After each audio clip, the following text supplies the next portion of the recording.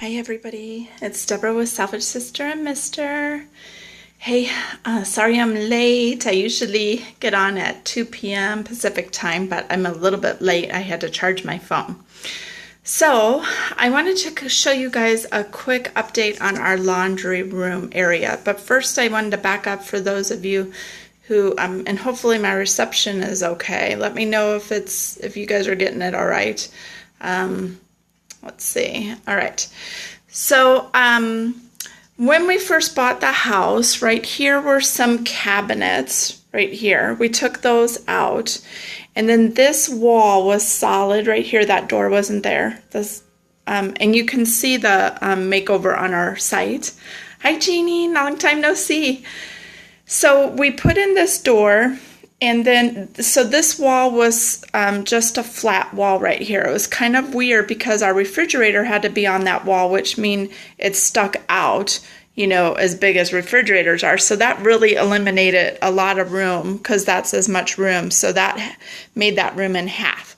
So we put the refrigerator back in, and then we put this door in and enclosed the laundry room and made a pantry. Okay, so some of you guys, sorry, the lighting's probably going to be a little bit off in here, but so we did our pantry with a fence that blew down in our backyard, and that's how we made the pantry. So we enclosed all this. This wall here is all new. This is the light. Ooh, can't get the light fixture. This is the light fixture we made out of a little lantern that we found at Goodwill for $6. Okay, so this is the little laundry room area that I have to work with. And so when we first got it, it was just open into that family room area that I've showed you guys before. But it had some really interesting flooring.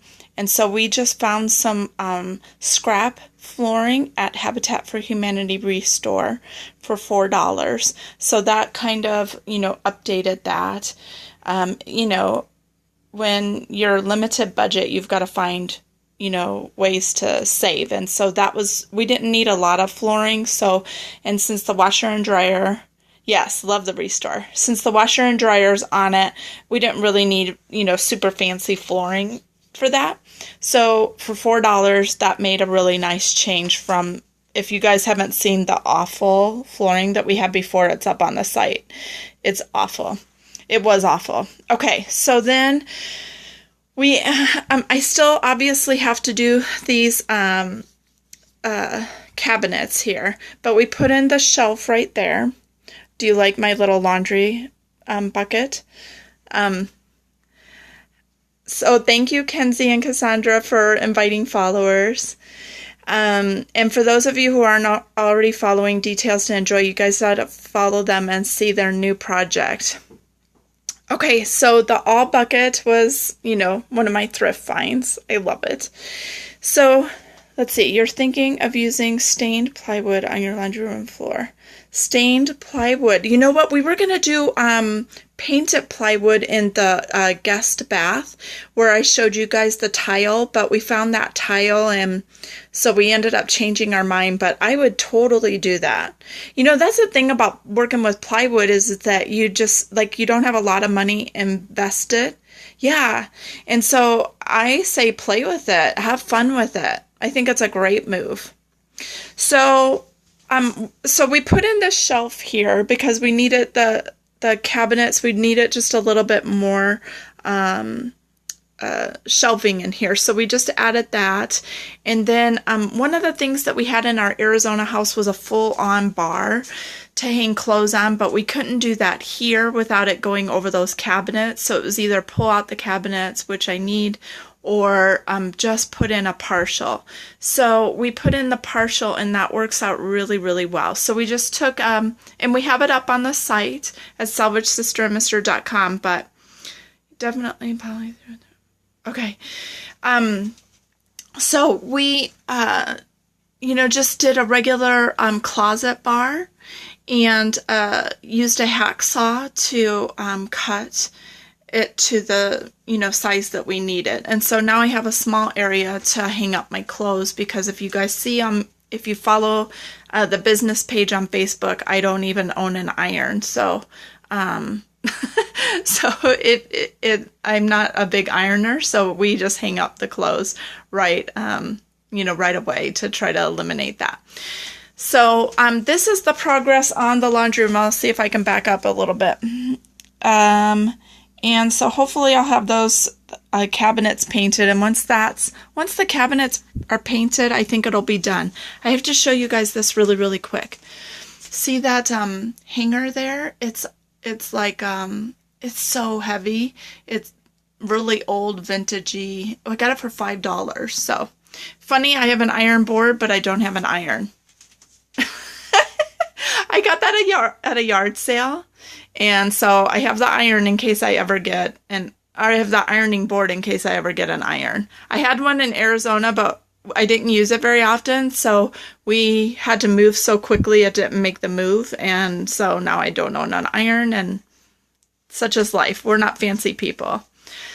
So, that's it. How do you not use an iron? I don't. I don't ever go anywhere where I need an iron. Like oh, you used to live in Arizona? What part? Because Jeannie on here is in Arizona.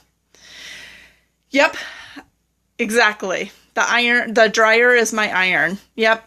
So here's what I do. I mean, I don't generally buy clothes that need ironing, but if I do, Phoenix, woohoo! I used to live in the Deer Valley area.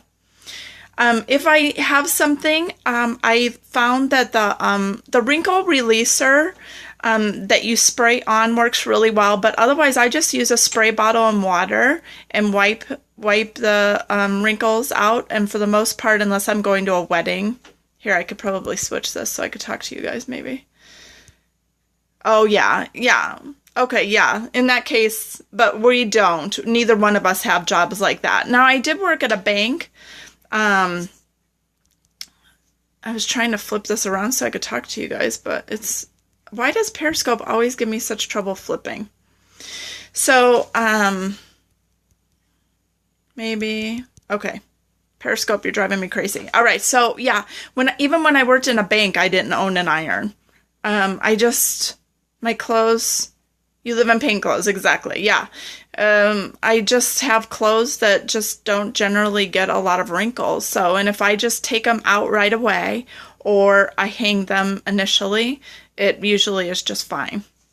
So, anyways, all right, you guys, I think that's about it. For some reason, I just can't get this thing to turn around for me. I don't know why. It'll be interesting to see what the Facebook Live ends up doing to Periscope, especially with Periscope having so many technical issues. If Facebook Live does really, really well, then it will be interesting to see what happens to Periscope. So, but I do love. Yeah, sorry about that. Yeah, I do love the live video. I'm used to it now. I've done enough of them, and I enjoy it, so...